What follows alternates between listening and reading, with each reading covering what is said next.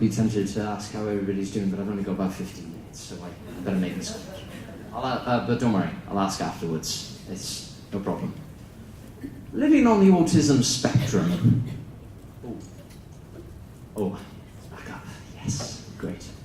Kind of need it. Living on the autism spectrum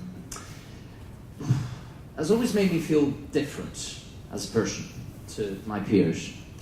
It's like being a Mac in a world of PCs, I think. And relatability was always tricky for me because of this. But through experience, hard work, and a lot of help, I have learned how to relate to others, whether they be on the spectrum or not. And today, I'm here to talk to you about that incredible evolution. My goal in doing so, ladies and gentlemen, is to give you all advice on life, advice on how to relate to others by teaching you 3 lessons. Firstly, I'll be talking about how the bonds that I've had with a very close family member of mine helped shape my understanding of how my brain could work. I shall then be going on to talk about my experiences within primary school by explaining how every understanding starts with equality and how being in primary school was a good environment and the right environment at the time. Now, of course, this is about my background, and as Teddy Roosevelt once said, the more you know about your past, the better you are prepared for the future. That's my mum. I'm very proud of her. She's an extremely important person in my life. She always has been. She arguably is my biggest teacher on how my brain works. Closely tied, I'd say, with maybe my brother. They're both sort of neck and neck. Actually, Mum, I think you perhaps shaded it a little bit. So. Now, it's always been a steep learning curve for us because I did not learn via osmosis, by watching other people and copying their behaviour. My mum had to teach me everything from how to interact with others. Kind of thought it'd be funny if I was laughing. To even how to use a lawnmower. And the way that my mum would teach me is she would use analogies to, she would find something that I cared about very, very much, a subject or somebody, and she would use that to teach me something important that I would need to remember when I became an adult. That's my cat. Hands up, who here has ever or has a cat? Awesome, great deal. Well, you know that if you bother a cat too much, they're going to scram you, aren't they? They're going to scram you. And my mum would always say to me, Rhys, stop badgering Felix so much, or otherwise she's going to scram you. And I got scratched more times than I am proud of, unfortunately. But what that would teach me is, it would teach me patience. If I was patient with Felix, she would come to me. And I learned from my cat and my mum that if you gave people enough patience, they could always respond to you in some way. And in teaching me lessons like that, my mum became an extension of my mind. We have to work as a team to figure out the trials of life, of the condition itself. And I find that if we're going to make this a better world for people with autism, that we need to work together. Because that is something I've always learned from my mum. So I came to the school before you at the age of 3 or 4 with a diagnosis of semantic pragmatic disorder, sort of as a predecessor of autism. And I knew that others were essential to my personal development. And when I think back to that primary school, I can't help but remember how everybody in that speech and language unit, from the kids to the teachers, they all became very, very familiar to me. And it was through that I became very, very comfortable around them. People in mainstream, a bit more difficult because I wasn't around them so much. But playtimes on that playground that, well, you can vaguely see in the background would change all that. And believe me, the results astonishing. I still know a few people from that playground today, I'm happy to note. And the key thing that that was apparent here was that whenever I was on that playground, I was able to play by myself in relative freedom. I was one of those who liked to run around and explore how big the world could be. And I always liked to do it. I was a bit of a loner, I must admit. But I feel that the kids on that playground, they gave me the opportunity to interact with them on my terms. They gave me personal space, something that cannot be understated. So if you have a child who loves doing what they're doing, that likes to be alone, or knows somebody on the spectrum who needs their own space, needs to do their own thing, just let them do their own thing, you know, because let me tell you something, it gives you all the confidence in the world, and that's what these kids on that playground did for me. And it was because of this, they treated me, I felt like they treated me as an equal, even though I was in the speech and language unit, even though I wasn't having lessons with them day in, day out. Yes, I did feel different from them because of that, but I never felt less than them because of it.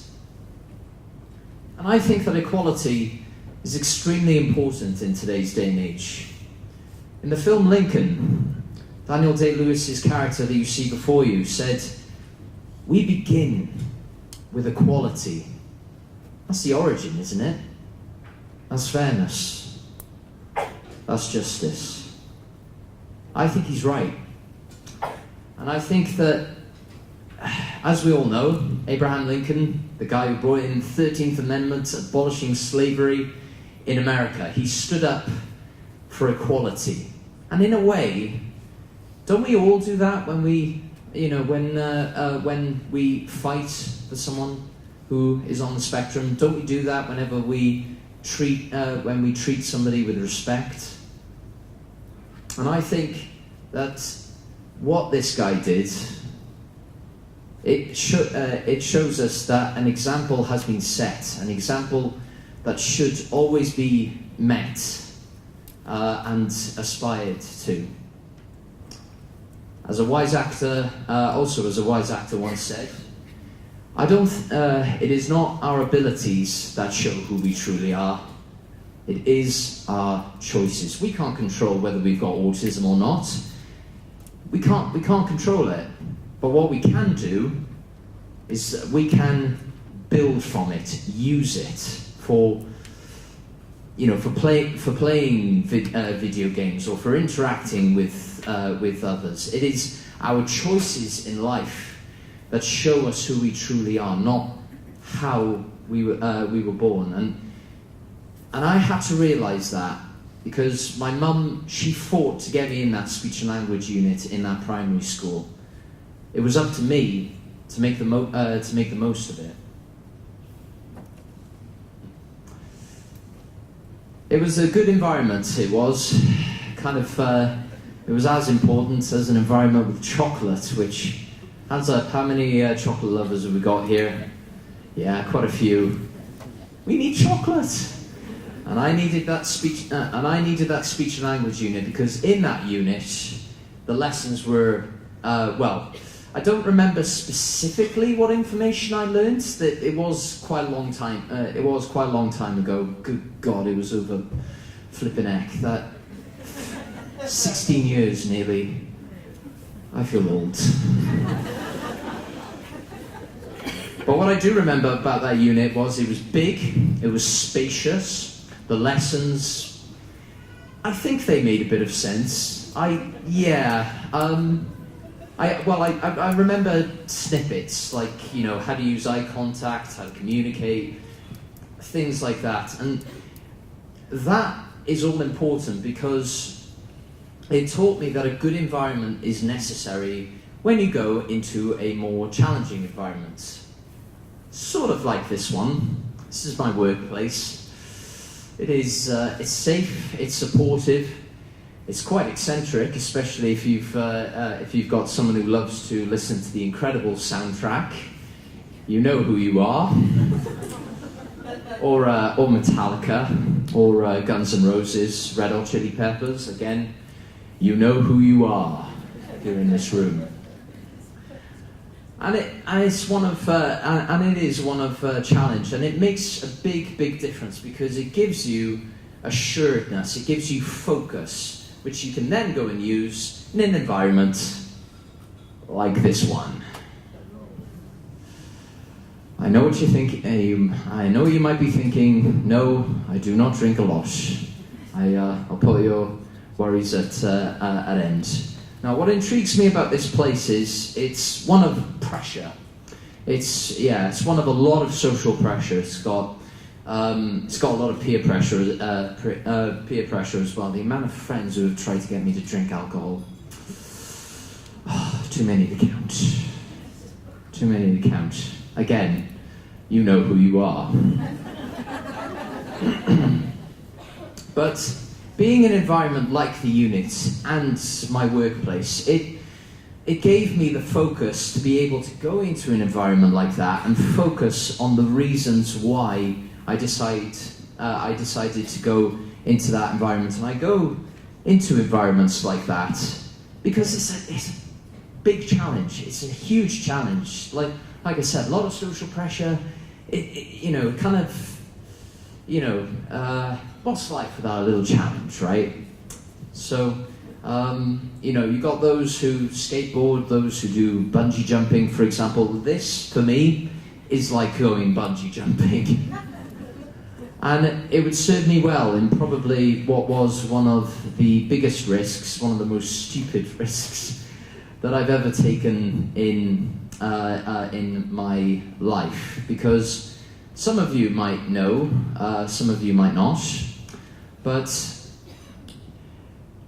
I applied for the Channel 4 show, The Undateables, if anybody recognises me from there, and I would not have been able to have done it if it wasn't for environments like this and the lessons that I've taken you through.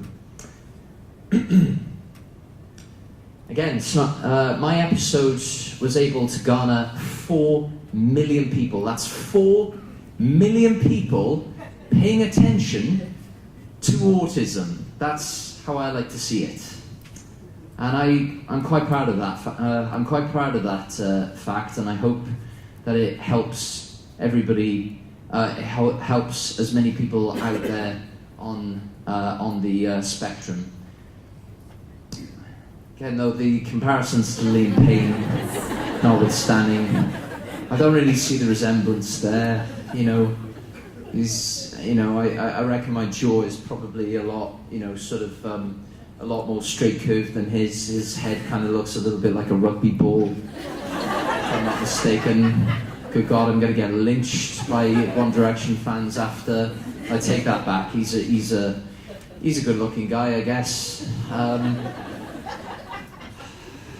I'm going to pay for that one later.